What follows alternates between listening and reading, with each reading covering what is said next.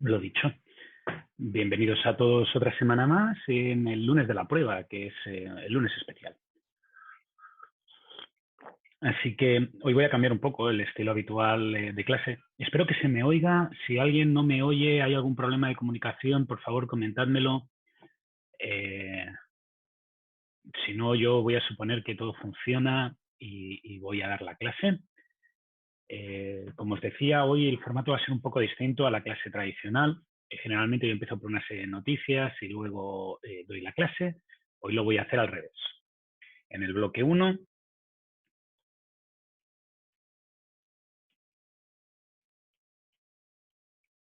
voy a explicar contenido del tema 4, que entra para la prueba 2. ¿De acuerdo? Hay una cantidad de contenido que tengo que explicar hoy, obligatoriamente, si no nos retrasaremos demasiado. En realidad ya vamos tarde al programa original del curso. Así que es obligatorio que dé este bloque de clase normal para no acabar quedándonos hundidos en un retraso permanente. Yo voy a intentar ser lo menos extensivo posible. Y me refiero a menos extensivo, quiero decir que voy a intentar, dentro de lo posible, hablar lo mínimo y no enrollarme, explicar millones de cosas, ver el temario que es necesario que veamos para ponernos al día respecto al otro grupo. Y entonces, cuando acabe,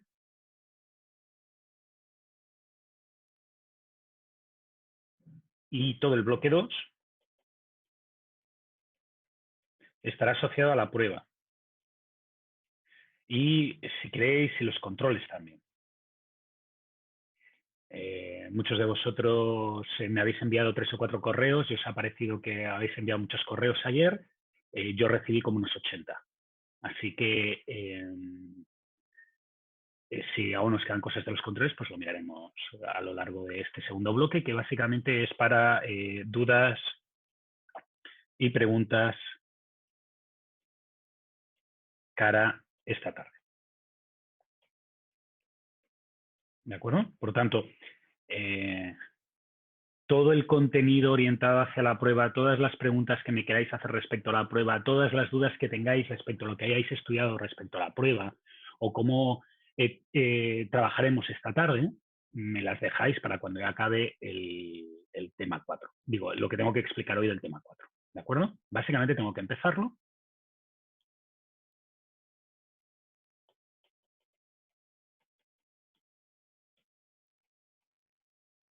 Lo que quiero hacer hoy, mi outline de lo que quiero hacer hoy es introducir procesos.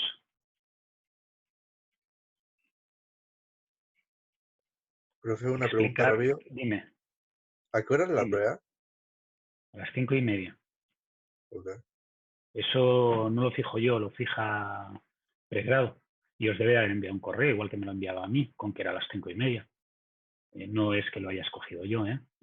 Yo pensaba que era a las 7:30 hasta que vi el correo de pregrado diciéndome que la prueba era a las 5:30. Mi teoría es que este año se esperaban problemas, pero se esperaban problemas de otro ámbito, de otro orden. Entonces, adelantar el horario de pruebas básicamente lo que permitía era que la gente se pudiera volver a casa antes de que llegara la tarde-noche. Y por eso creo que se hizo así, porque generalmente los problemas gordos por culpa de los disturbios eran a partir de las 6 de la tarde, 7 de la tarde. Y creo que por eso se adelantaron las pruebas a las 5:30. Pero bueno, lo mismo, yo no lo sé. Eso es algo que hace pregrado, yo no tengo derecho a cambiarlo. Si lo cambiara, me podríais denunciar y me echarían de la universidad. ¿Vale? Vamos a introducir procesos, después vamos a explicar diferentes formatos, y cuando quiero decir formatos, yo quiero decir estructuras de los procesos. Luego entraré muy levemente en las diferencias entre régimen estacionario y transitorio de un proceso.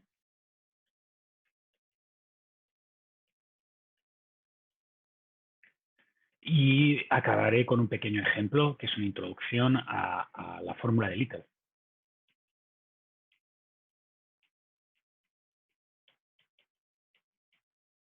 ¿De acuerdo? Esto es lo que voy a intentar hacer hoy.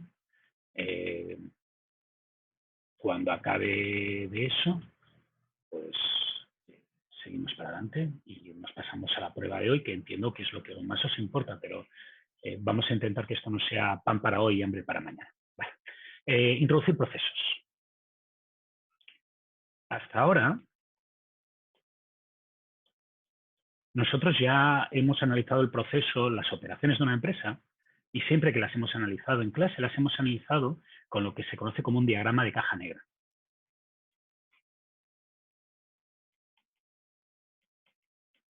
Esto puede entrar en la prueba de hoy, así que mira, algo que sirve, que sí que os servirá.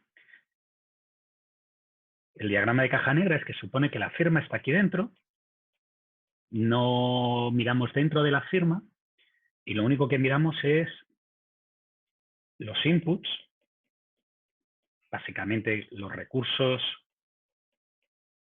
que toma, y generalmente si habéis hecho un curso de macroeconomía, los macroeconomistas acostumbran a decir que esto es mano de obra, capital y materias primas,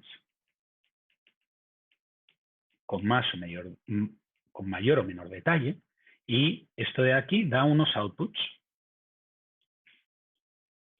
¿de acuerdo? Y la regla básica que tiene que cumplirse es que el input tiene que ser menor que el output en valor.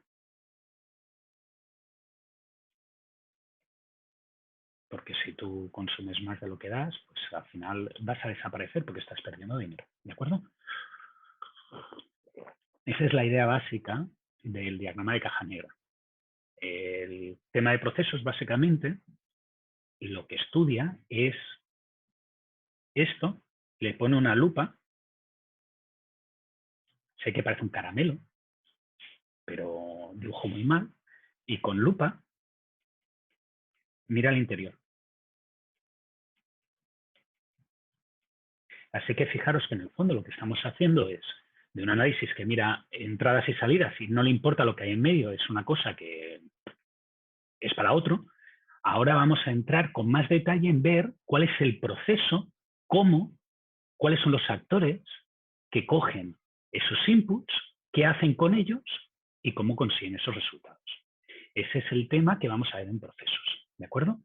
También es útil colocarlo a nivel posicional, y de nuevo es algo que vais a ver o que os pueden preguntar en la prueba, así que está bien que lo veáis de nuevo, que es que este curso está orientado, todo el temario está orientado basándose en una pirámide de decisiones que tiene la firma, en la cual arriba están las decisiones estratégicas,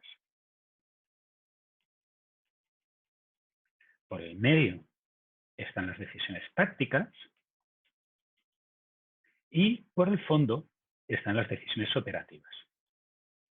Si os fijáis, el curso está planteado en esta dirección, ¿de acuerdo? Por tanto, si tú eres el gerente general de Jumbo o del Falabella, a ti el enfoque que te va a interesar básicamente para describir el proceso es este, ¿de acuerdo? Pero si eres el gerente de operaciones, muy probablemente necesites bajar en la escala y empezar a entender cómo funciona exactamente cada proceso de venta y quiénes son los actores involucrados en cada proceso de abastecimiento. ¿De acuerdo? Esta es la diferencia que hay entre las diferentes capas y que hacen que a veces sea un poco problemático, porque el nivel de detalle y el nivel de análisis que se tiene que hacer va a cambiar dependiendo de quién eres dentro de la empresa. ¿De acuerdo? Las decisiones estratégicas que son a largo plazo normalmente las toman los directivos y ahí generalmente lo que se hace son análisis globales. ¿De acuerdo? Si os fijáis, nosotros aquí habíamos puesto arriba del todo cosas como, por ejemplo, el posicionamiento estratégico.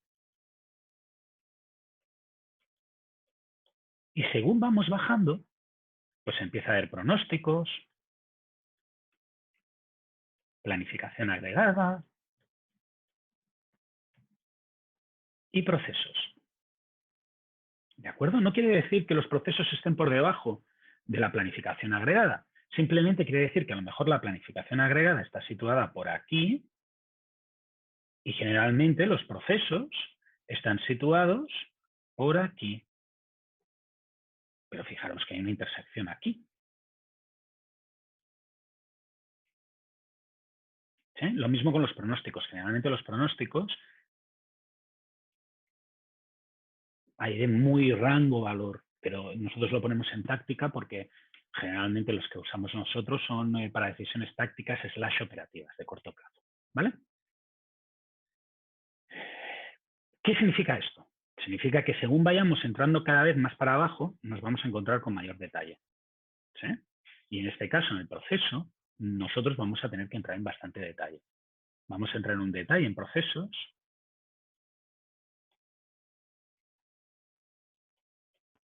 con un nivel de detalle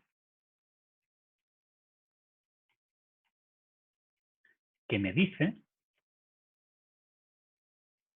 cómo se hace cada cosa.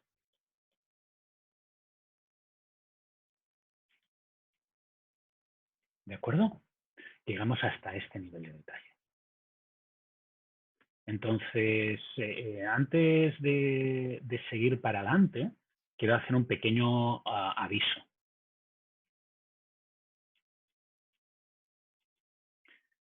Este temario coincide, más que coincide, intersecta con el temario de otros cursos.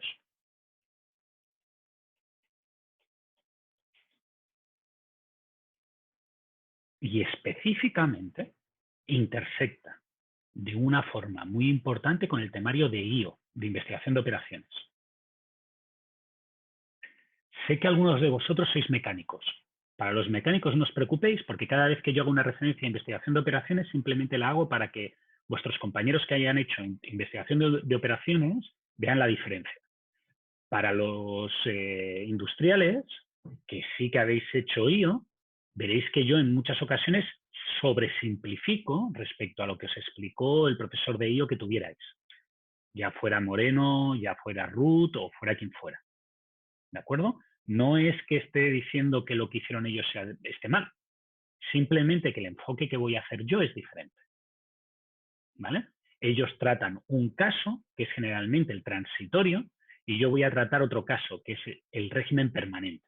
Ellos se preocupan de lo que sucede hasta llegar a un régimen permanente en general. En general, siempre hay particularidades. Y yo en general solamente me voy a centrar de estudiar el régimen permanente, cuando las cosas ya se han establecido. ¿Vale? Y eso es muy importante porque vais a ver que hay ciertas diferencias en el enfoque. El enfoque permanente es más fácil de calcular. Por tanto, hay gente que me dice que después, cuando me viene a ver, me dice, profe, ¿pero por qué me explicaron lo otro? Bueno, pues porque el régimen transitorio también es importante. ¿Vale? Dicho esto, vamos a ver a gran escala, a grandes rasgos, los 3 tipos básicos de organización de los procesos.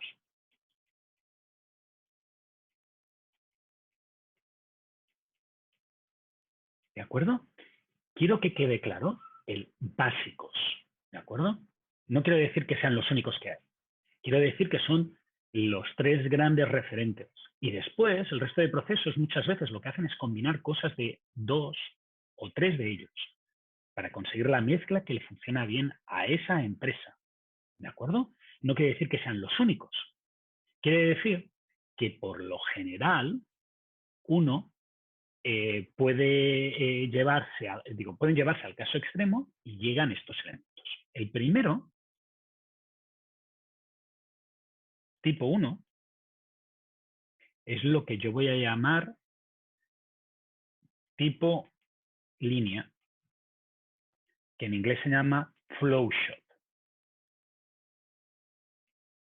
La organización del proceso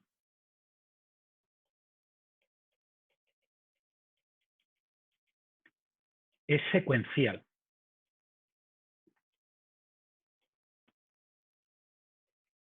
Traducido. Hay una entrada y como todo el mundo cuando ve una línea de montaje piensa que voy a explicar una cosa de coches por motivos obvios, que es que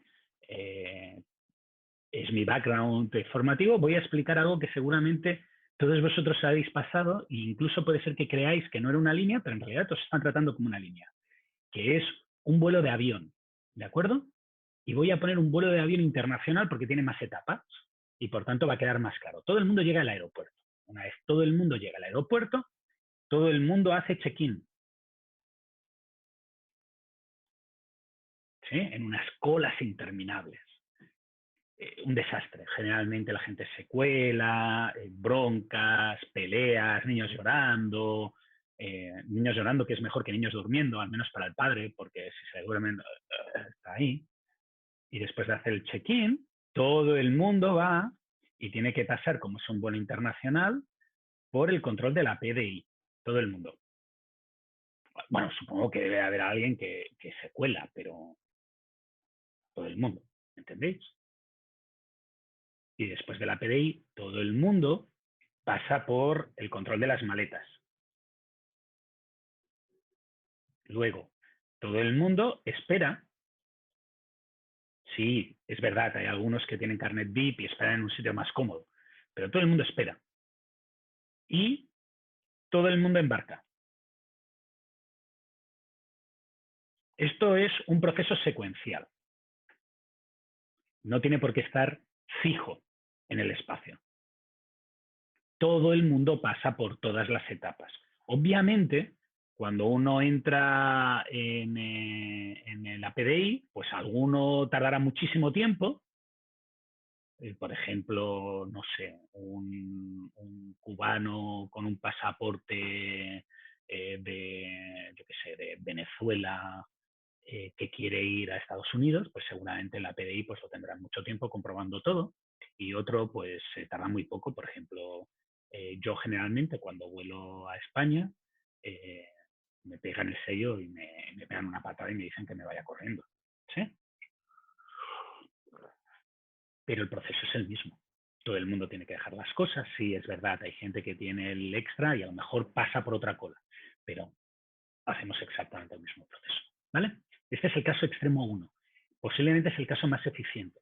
Cuando uno trabaja con grandes volúmenes de personas haciendo exactamente lo mismo o grandes volúmenes de producto o de proceso haciendo exactamente lo mismo, Flowshop es el candidato ideal.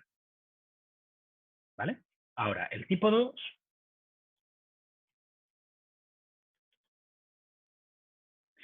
es el semilibre, que en inglés se llama Job Shop. Y el mejor ejemplo para ver esto es un taller de coches.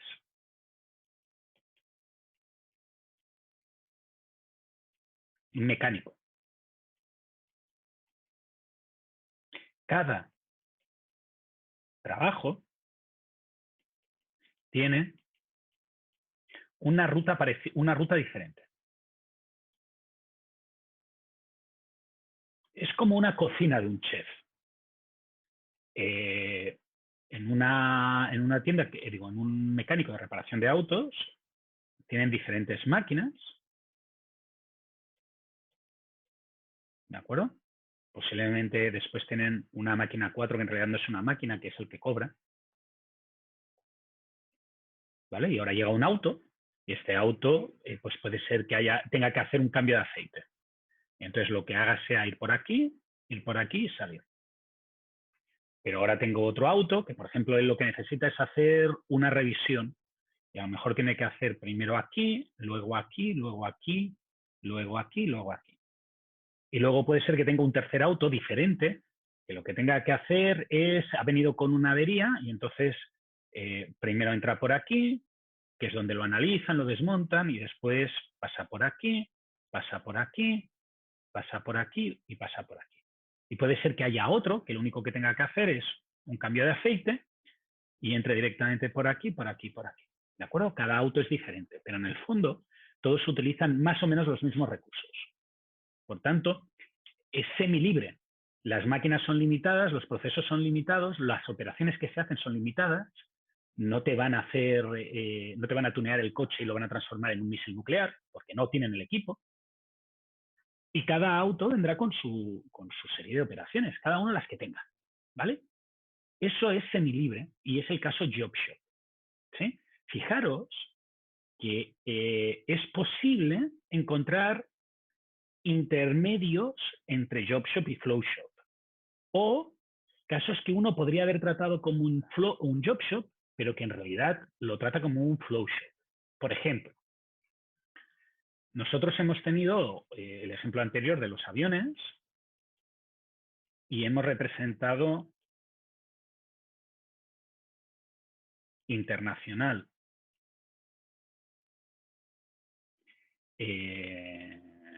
maletas, weight y out, ¿no? Este es el internacional. ¿De acuerdo? Yo el nacional lo podría haber representado así.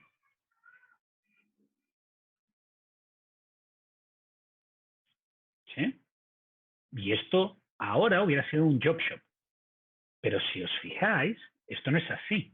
En realidad, para evitar este tipo de cosas raras y compatibilidades y hacer la vida más simple, se hicieron dos FlowShops separados.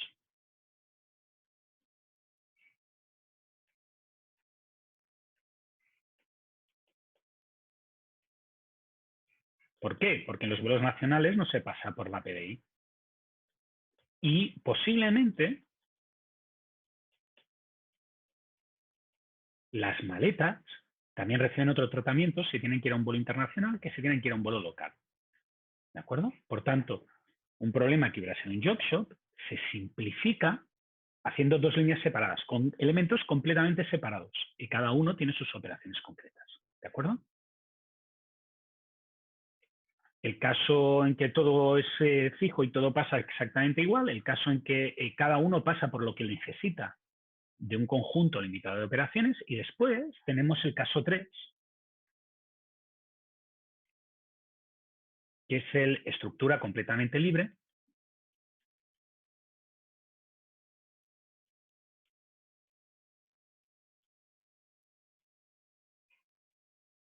que se le puede llamar, en la literatura se le llama normalmente Project Scheduling.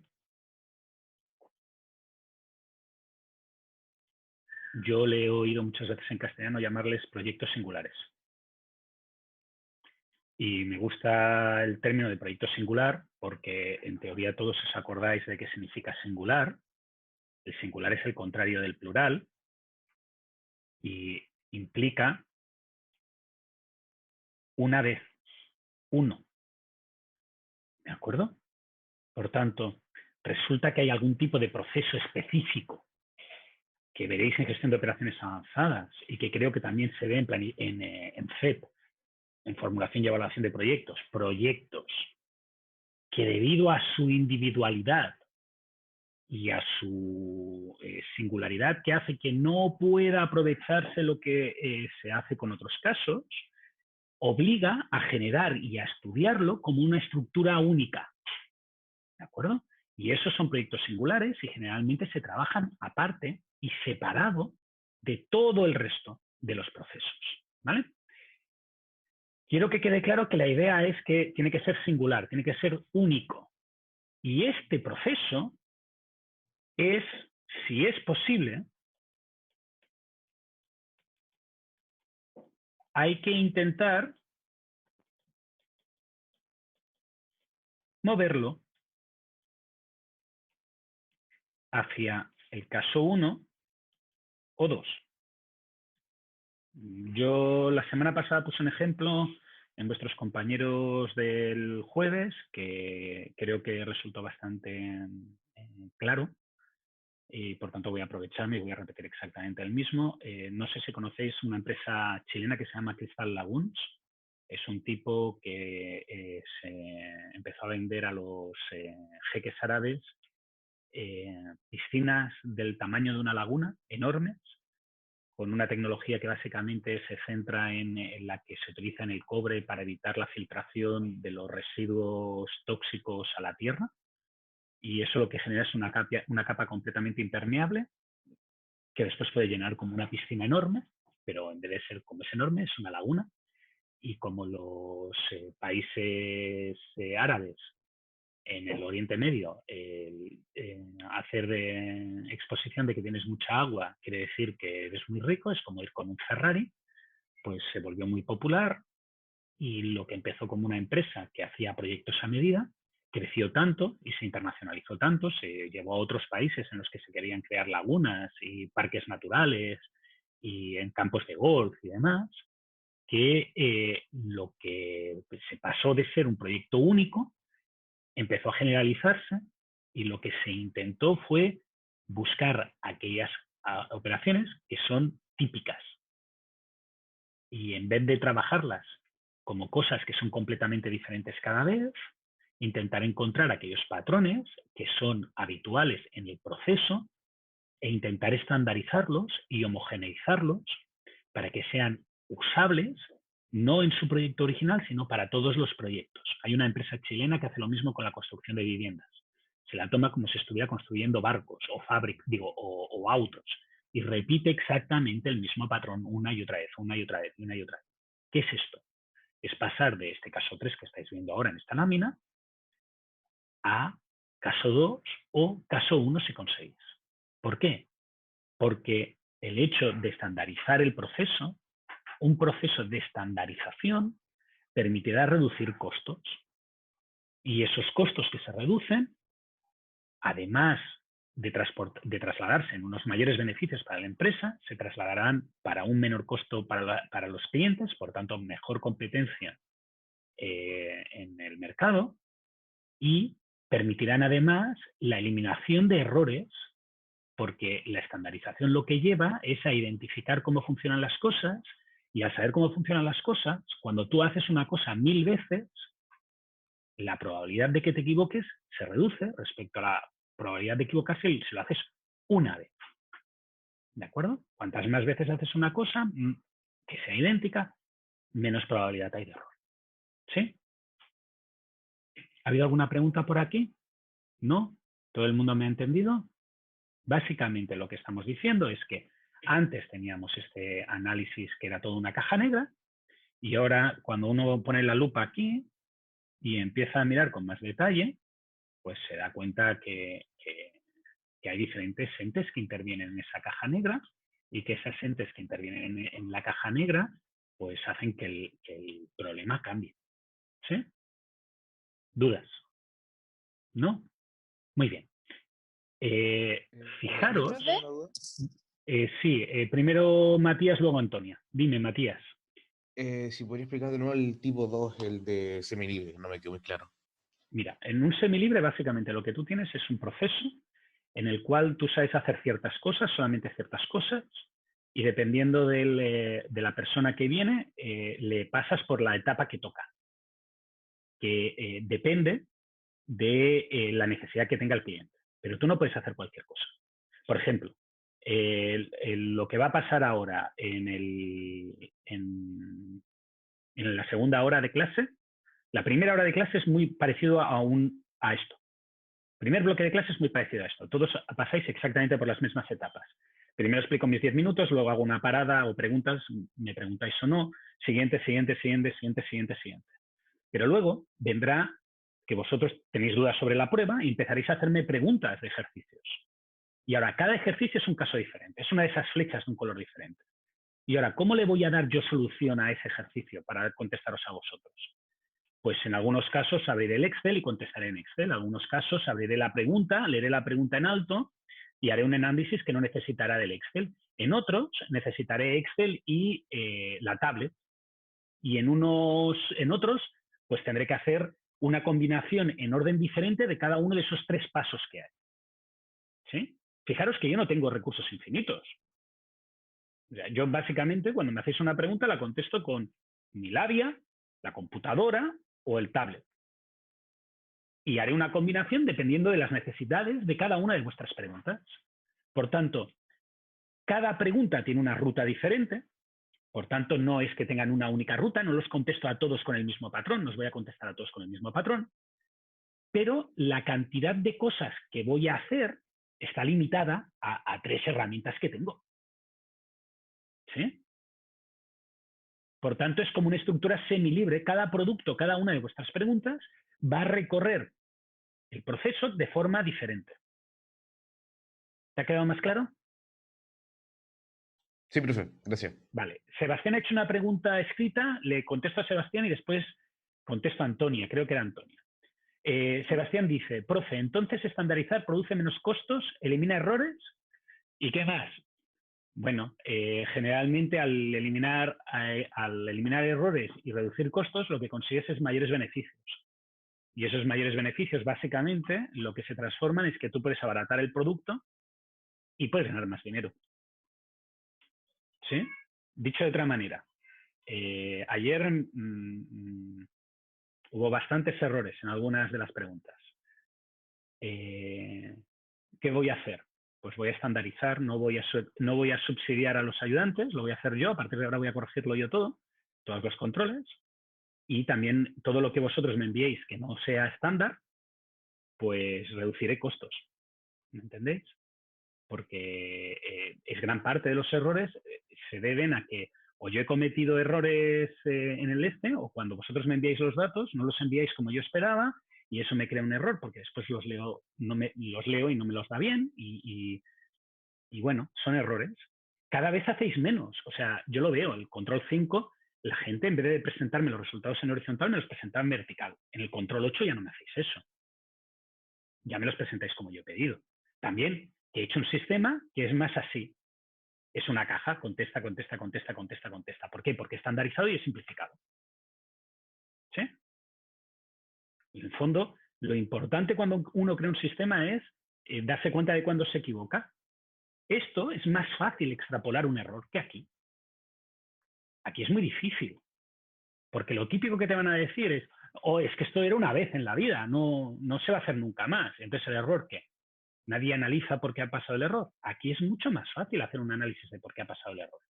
Y aquí, en este, todavía más. Ahora sí que te toca a ti, Antonia. Profe, ¿lo de estandarizarse tiene algo que ver con moverse como hacia el origen del ajuste estratégico o nada que ver? Sí. Estandarizar lo que hace es llevarte al origen, en el eje del ajuste estratégico. Si tú te lo planteas, voy a poner un caso extremo que todo el mundo más o menos conoce.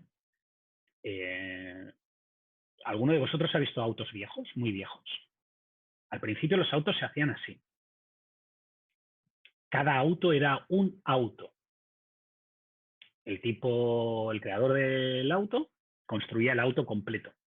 Después, los autos se hicieron así. No se hacían en línea. Los autos se empezaron a hacer en línea, sobre los años 20, hace 100 años, pero es que autos llevaban ya 30 años haciéndose. Los autos antes, esto fue Ford. Antes de Ford, los autos se hacían así. ¿Vale? Obviamente, esto quiere decir que tú eres más eficiente. Y si te fijas en la historia de los autos, de los coches, los primeros autos en el eje,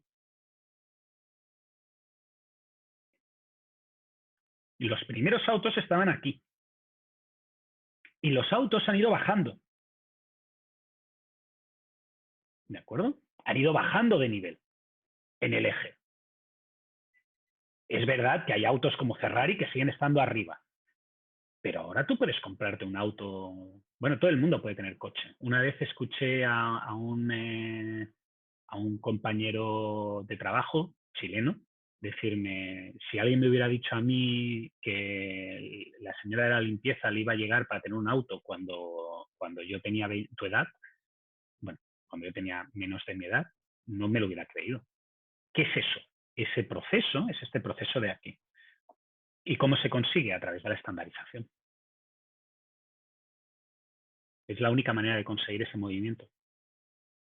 ¿Vale? La estandarización, si te acuerdas del ciclo de vida del producto, según te vas haciendo mayor, cada vez es más importante la eficiencia económica, los costos reducidos, que no haya errores, y las cosas pasan de hacerse así, poco a poco, cada vez más hacia la simplificación.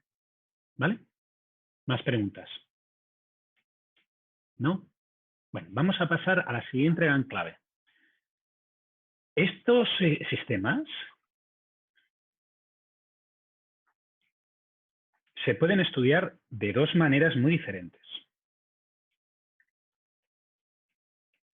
Uno es lo que se conoce como el transitorio y otro es lo que se conoce como el permanente. ¿De acuerdo? El análisis transitorio lo que analiza es el comportamiento hasta estabilidad. Y generalmente esto está muy asociado a lo que se llama teoría de colas. IO. Investigación de operaciones.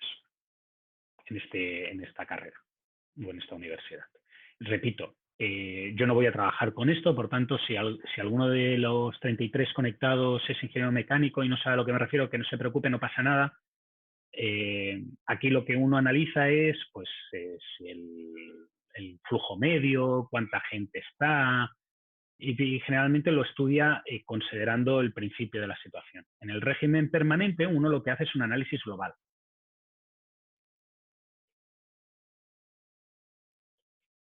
Lo que hace es una ley de grandes números. Profe, ¿sale Dime. el comportamiento Hask estabilidad?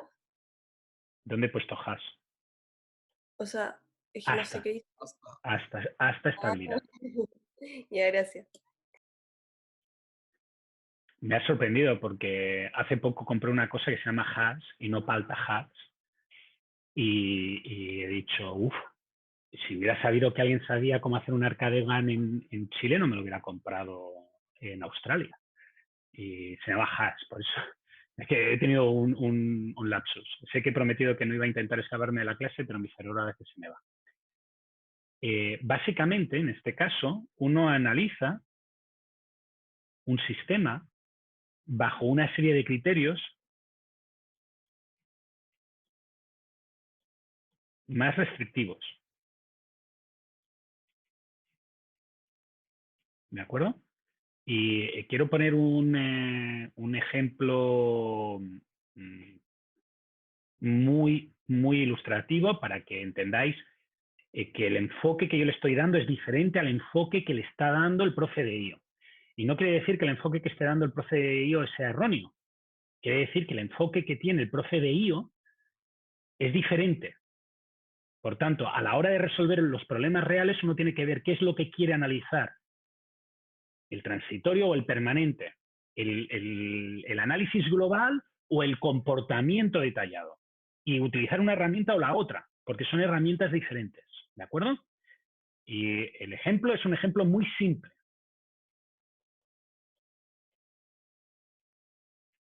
El ejemplo es que, imaginaros que tenéis una tasa de entradas en un hospital que dice que entran 50 pacientes al día. ¿De acuerdo? Y un médico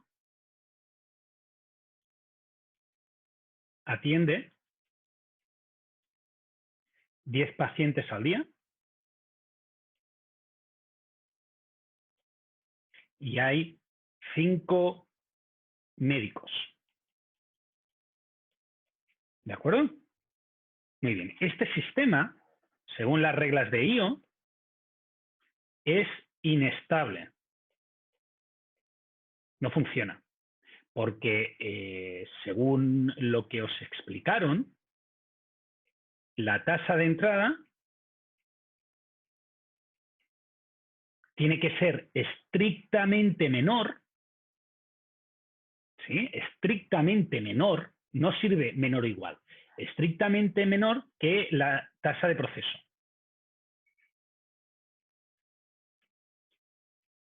¿Cierto? Y por tanto, el sistema de aquí diríais, no se puede. La cola tiende a infinito. Fin. En gestión de operaciones somos un poco más terrenales.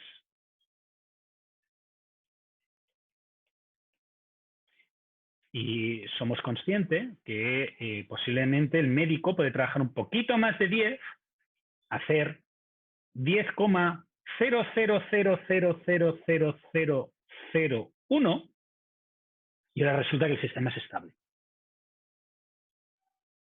Y ese análisis hace que cambie completamente el problema, ¿no? Porque ahora el sistema está bien. Y a ver, siendo así humanos y hablando en plata y con propiedad, ¿qué diferencia hay entre 10 y 10,0000000001? ¿Qué hace que poner 10,00000001 está bien y poner 10 está mal? No.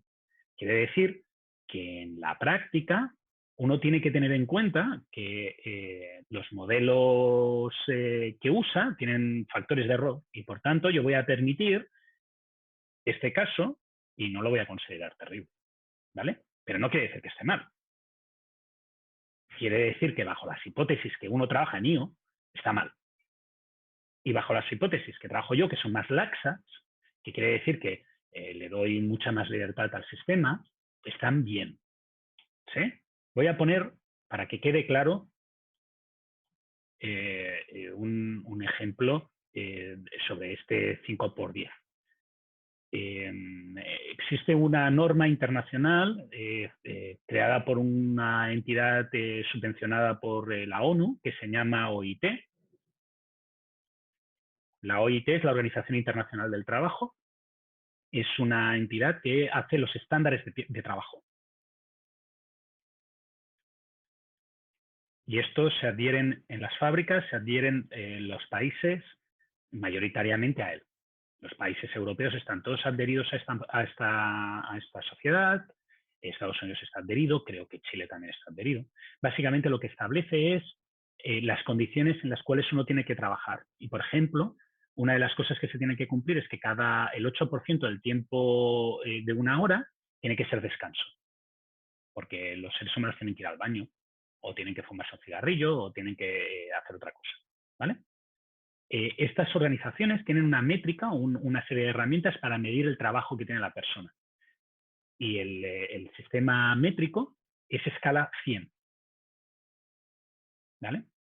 Si sois franceses o alguien ha visto este sistema francés, yo tuve que hacer un curso entero de esto, así que hay cosas que me acuerdo. Los franceses tienen un sistema especial, aceptado, que es escala 60. ¿Sí? Esto es lo que debería hacer una persona a ritmo normal, 100. 10 pacientes al día. Estudios de ergonomía y de trabajo humano dicen, dependiendo de la métrica de visualización, que uno puede trabajar un poco más rápido. Hasta 133, hasta 80. Y con este trabajo un poco más rápido, hacer más. Si trabajas hasta aquí y duermes 8 horas, recuperas tu esfuerzo.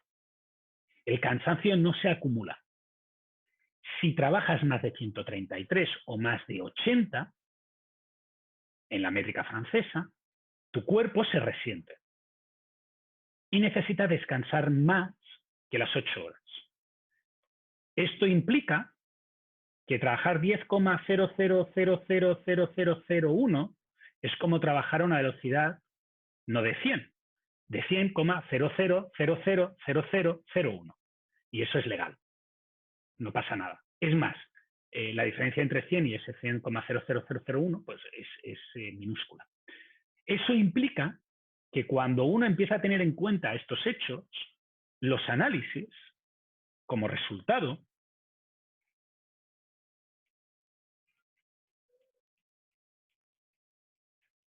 yo voy a hacer análisis más simples. Y voy a considerar sistemas en permanente, solo en régimen permanente. ¿De acuerdo? Y ese análisis solo en régimen permanente me va a permitir hacer cosas más simples que las que hizo la gente de IO. Que no quiere decir que lo que hizo la gente de IO esté mal, quiere decir que lo que hizo la gente de IO tiene mayor nivel de detalle de lo que yo voy a considerar. Y por tanto necesita unos análisis más complejos. Yo voy a mirármelo solamente en el permanente y bajo una serie de hipótesis que me van a simplificar mucho la vida. ¿De acuerdo? Quiero que quede claro esto. No quiero decir que lo que hicieron está mal. Quiere decir que yo hago una cosa más simple que generalmente se estudia antes que lo de IO. Pero este tema es un tema que no le gusta a nadie y ha ido navegando de cursos y al final yo dije que se tenía que hacer. Yo hice todo un curso, uno entero solo de esto. Aquí voy a hacer 2 clases, entendedme que me quedo con lo mínimo, pero es importante que entendáis la diferencia, ¿vale? Quiero detallar ejemplos de cosas que no están en régimen permanente.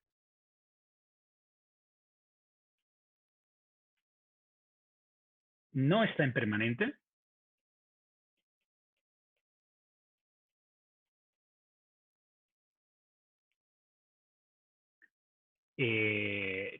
Quirófanos de hospital para servicios públicos.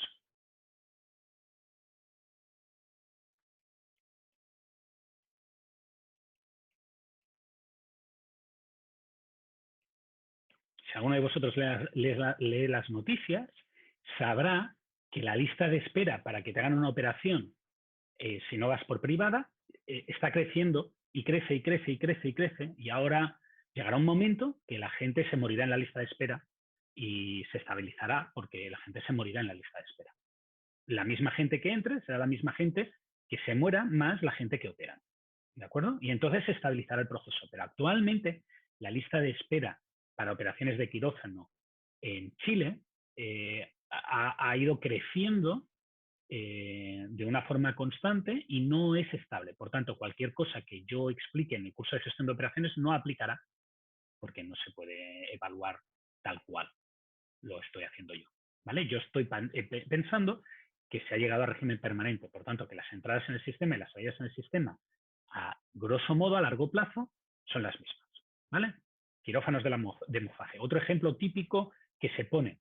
Este primer semestre no tenemos alumnos de extranjeros por motivos obvios, pero si el semestre que viene habláis con alguno de los alumnos que viene de fuera, si hay el semestre que viene, y si no, habláis con alguno que hayáis tenido ya, os explicarán que extranjería está sobresaturada. ¿Por qué está sobresaturada? Pues porque estaba pensada para la cantidad de gente que venía a Chile en el 2012-2013 y ha habido una oleada de migración de Haití y una oleada de migración de Venezuela muy importantes y el sistema se ha saturado. Para que os hagáis una idea, yo ya tengo papeles y toda la historia, pero mi señora tuvo que renovar su visa por 1 año y estuvo más de 1 año esperando para que le renovaran la visa de 1 año. Y eso fue hace poquito, en el 2014, cuando nosotros llegamos, no pasó eso. ¿Vale? Por tanto, ese sistema tiene más inputs que outputs. ¿Y cómo se pueden controlar? Bueno, pues básicamente lo que puedes hacer es limitar los inputs o aumentar la tasa de producción para que bajen los outputs más rápido. ¿Sí? Eso es lo que se puede hacer. En el caso de extranjería, yo creo que es un fenómeno transitorio. O sea, la inmigración de venezolanos y haitianos a Chile, pues volverá a bajar, tendrá un momento que volverá a bajar y se estabilizará. Y por tanto, bajará el input. Pero en el momento concreto que estamos analizando, ahora, este año y medio, 2 años, pues el sistema se ha vuelto loco. ¿De acuerdo? ¿Sí? Quiero que quede también claro que las respuestas que nosotros vamos a dar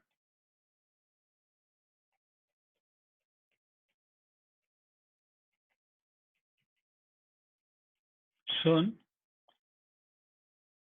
en estado permanente. Y para que veáis la diferencia que hay entre el estado permanente y el estado transitorio, en el estado permanente, uno supone, en permanente, uno supone que los inputs son iguales que los outputs. Vale. Y esto es muy importante porque es un error típico que cometéis en el ejercicio, en todos los ejercicios. Una vez lo pregunté tal cual.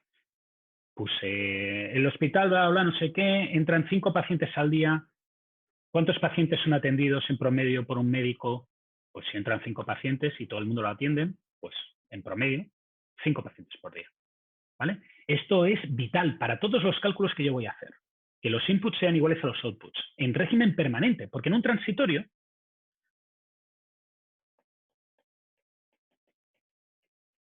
voy a poner un caso muy simple.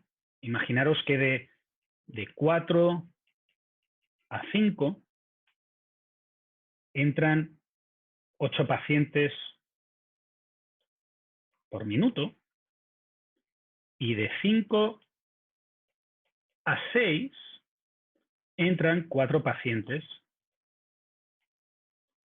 por minuto. ¿Sí? Y ahora, si el paciente, si se pueden atender, si podemos atender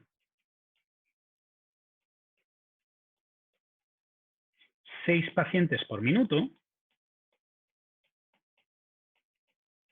mi régimen permanente me dice que este problema no funciona todo perfecto. Ahora bien, en el hipotético caso de que lo representara, fijaros que estos serían las 4, estos serían las 5, estos serían las 6. Empezaría por poner algo con 0, iría aumentando. ¿En cuánto? Pues en 8 menos 6 en 2 pacientes por minuto, hasta llegar al 120, porque es una hora, y luego, fijaros que iría disminuyendo en 2 pacientes por minuto, hasta llegar a 0. ¿Sí? El caso transitorio en colas, a mí lo que me preocupa es esto. ¿De acuerdo? Lo que me preocupa es este comportamiento variable. En lo que yo voy a explicar ahora, eso no me importa. ¿De acuerdo? En el análisis que yo voy a hacer, eso no me importa. Preguntas hasta aquí. ¿No? Quiero que quede clara esta diferencia de conceptos entre uno y el otro, porque ahora yo voy a simplificar mucho el problema y voy a tratar un problema muy fácil y alguno me dirá, profe, ¿por qué no me lo explicaron antes así? No, no es que no te lo explicaron antes igual, es que te explicaron más cosas. Ahora yo te voy a explicar una serie de cosas que presuponen como hipótesis inicial esta. Esto es vital. ¿De acuerdo? Tan vital que me he pasado 20 minutos hablando para explicar o para introducir este concepto. Inputs igual a outputs. ¿Dudas? Profe, Dime, Paula. que en el caso que usted dijo que no había problema en el de las 5 a las 6 y eso en permanente, ¿por qué no habría problema? No entiendo Pues inputs igual a outputs ahí. porque fíjate cuál sería el input del sistema. Pues hace 8 pacientes por minuto, 60 minutos, ¿no? 8 por 60 y 4 por 60. ¿Sí? Esto es el input. Sí. Vale, y esto es 8 por 60, 480 y 4 por 60, pues 240. ¿Sí? Esto es el input. Ahora vamos a ver el output. El output sería 6 pacientes por minuto durante 120 minutos. Por tanto, el input es igual al output. Ya, gracias. ¿Sí? Ahora bien, resulta que si en algún momento en un hospital tienes 120 personas en la cola, ¿qué sucede? Pues que no cabe la gente en la cola.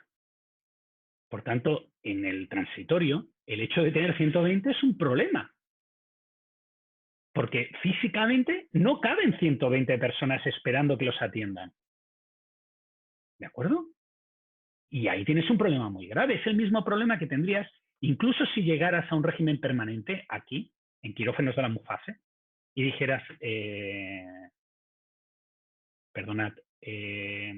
Nadie ha entendido qué es Muface, ¿no? Me acabo de dar cuenta que tengo que escribir FONASA. Muface es el seguro público de los trabajadores públicos en España.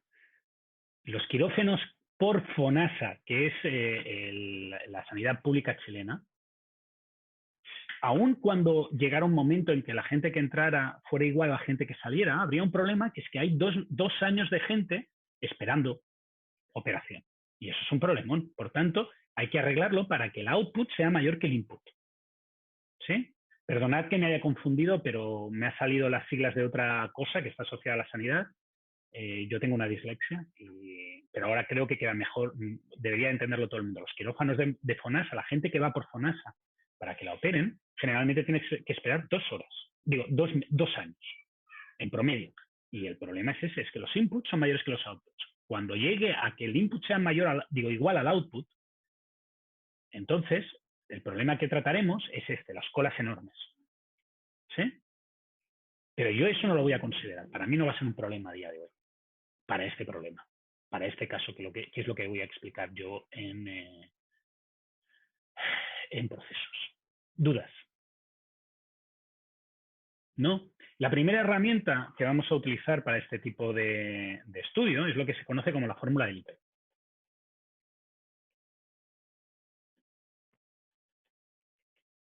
Que yo la voy a representar así, pero que seguramente aquellos de vosotros que hayáis hecho IO la recordaréis como esto, ¿vale? La I quiere decir el inventario, que está en unidades. La R es una tasa, que generalmente se conoce como la tasa de servicio, que está en unidades por unidad de tiempo. Y la T generalmente es el tiempo en el sistema.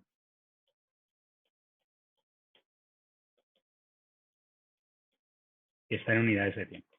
¿De acuerdo? Y ahora fijaros que si multiplico unidades de tiempo y dentro de unidades de tiempo por unidades de tiempo me quedan unidades. Resulta que esta fórmula es muy útil porque como regla dorada normalmente hay 2 de estas 3 métricas que es muy fácil conseguir y una tercera que es la pregunta que realmente me interesa. Yo voy a poner un ejemplo muy fácil histórico. Puede ser que sea un ejemplo apócrifo, que quiere decir que puede ser que cuando la persona que me lo explicó a mí se inventara ciertas partes, pero como lo encontré muy interesante, creo que para que veáis el uso real de esta fórmula de Little y cómo lo voy a utilizar yo en clase, para que las cosas que lo voy a utilizar yo en clase, lo voy a utilizar. Básicamente, voy a tener 2 de los 3.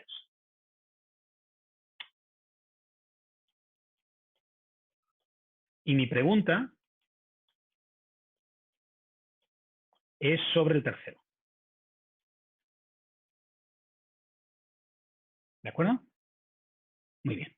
El ejemplo o el caso que voy a poner es un caso basado en una pregunta formulada por Enrico Fermi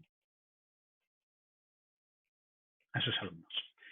Fermi es uno de los ingenieros, es uno de los científicos más importantes del principio del siglo XX. Si alguno de vosotros no conoce lo que hizo, que busque en YouTube, en Wikipedia, que era a qué me refiero. Una de las cosas que hizo fue ser profesor. Y dicen que él a sus clases de alumnos graduate las empezaba siempre haciendo una pregunta completamente fuera de contexto a lo que él explicaba. Preguntaba cosas y entonces les daba a los alumnos una semana para que descubrieran cuál era la respuesta. Y las preguntas que hacía, según él era porque decía que la gente tenía que aprender a pensar más allá de solamente aprender a resolver. Traducido, que normalmente el problema era intentar entender qué era lo que tenías que buscar, y entonces él proponía a sus alumnos preguntas que les obligaban a pensar sobre esas formas de resolver problemas que no eran triviales. Y más en que buscaran cuáles eran las hipótesis que tenían que hacer para poder llegar a una solución. Y una de las preguntas que dicen que hizo un día fue, ¿cuántos pianos operativos hay en Chicago? Ya está. Cogió y preguntó eso a sus alumnos. Y al día siguiente, o a la semana siguiente, respondió a esa pregunta. Y respondió como lo hizo él. A mí me parece bastante genial la manera que lo hizo él, sobre todo porque él no tenía ni idea de la fórmula de Lidl, porque la fórmula de Lidl es de 50 y tantos años después. Parece que más que la fórmula de Lidl sea de 50 y tantos años después, esta fórmula todo el mundo consideraba que funcionaba, pero la persona que demostró matemáticamente que era verdad era Lidl, ¿vale? Y él lo que hizo fue lo siguiente. Él lo que le interesa es saber esto, pero no tiene información sobre eso. Por tanto, hizo dos cosas. Primero, tomó un listín telefónico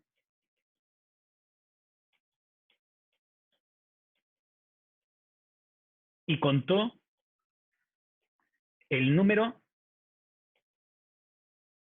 de afinadores. ¿De acuerdo? Y segundo, llamó a un afinador para que afinara su piano. Y cuando llamó al afinador,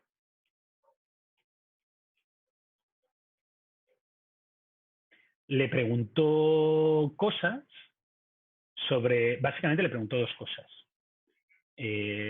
¿Cuántos pianos afinaba?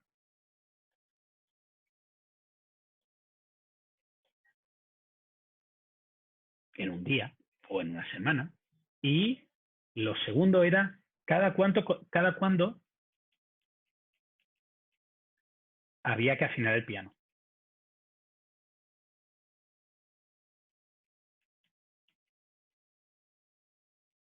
¿De acuerdo? Yo esto lo he hecho. Cuando viene un técnico, por ejemplo, con el Internet, yo normalmente les pregunto cosas de trabajo. Ellos lo agradecen porque normalmente la gente no los trata muy bien cuando los llama, los deja ahí tirados. Me interesa saber qué es lo que hacen, por qué lo hacen, quiero saber cuánta gente tienen alrededor, cuántas conexiones hay, porque generalmente, por ejemplo, con el Internet, la mayoría de problemas de Internet es porque está sobresaturado. Entonces yo pregunto y generalmente, como no están acostumbrados a que los traten, te contestan. Y te contestan bastante real porque no tienen ningún tipo de beneficio de mentirte. La gente te miente cuando gana algo mintiéndote. ¿Qué va a ganar un técnico mintiéndote? Nada. Y el afinador lo mismo. El afinador se sentó, empezó a hablar. Supongo que debieron de hablar del piano y de dónde venía y toda la historia. Y de una cosa en la otra, pues preguntó el número de pianos el número de pianos que puede reparar en un día. Y esto, le voy a cambiar de color, multiplicado por esto, te dice el número de pianos que pueden reparar en un año o que afinan en un año. Recordad que la pregunta eran pianos operativos. Por tanto, si el piano está desafinado, no está operativo. Así que con esos 2 puntos ha conseguido saber cuántos pianos son capaces de afinar en un año.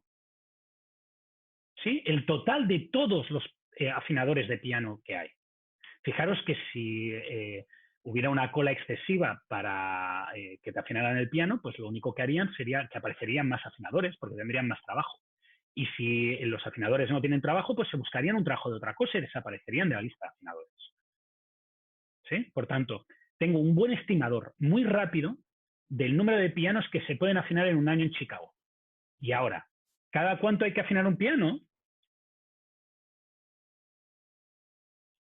Es esta T. ¿Sí? O sea, en promedio un piano está operativo 2 años. Pues la tasa multiplicado por el tiempo que está operativo te da el inventario de pianos operativos que hay.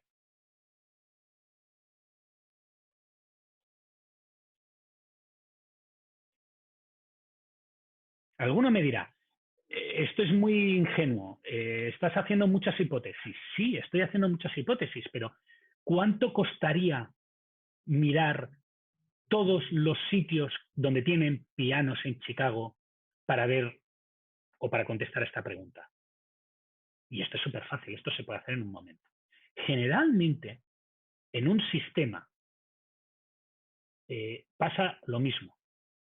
Uno puede obtener de forma simples indicadores o aproximaciones para 2 de estos 3. Solo para 2, cuando la que pregunta que le interesa es la tercera. ¿Sí? Yo la semana que viene voy a estar dando ejemplos, voy a dar muchos ejemplos de esto. Voy a dar como 6 o 7 ejemplos. Y veréis que hay preguntas que uno no debería de poder contestarse o que uno no son naif, no parece que es difícil medir, pero utilizando esta fórmula de aquí va a conseguir saber, ¿vale?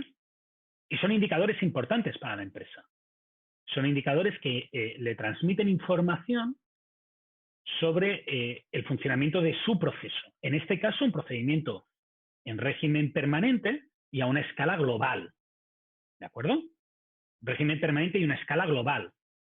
Luego veremos cómo se va a ir moviendo cada vez más abajo hasta llegar a los puntos de flujo regular y flujo general de flow shop y job shop que habíamos visto aquí. ¿De acuerdo? ¿Preguntas? ¿No? Bueno, pues vamos a empezar el descanso aquí. Empezamos a las 11:20. A las 11:20 lo que voy a hacer son cosas asociadas a la prueba y a los controles. ¿De acuerdo? Cualquier duda, yo voy a seguir estando por aquí. Seguramente saldré un ratito, pero feel free to ask, ¿vale?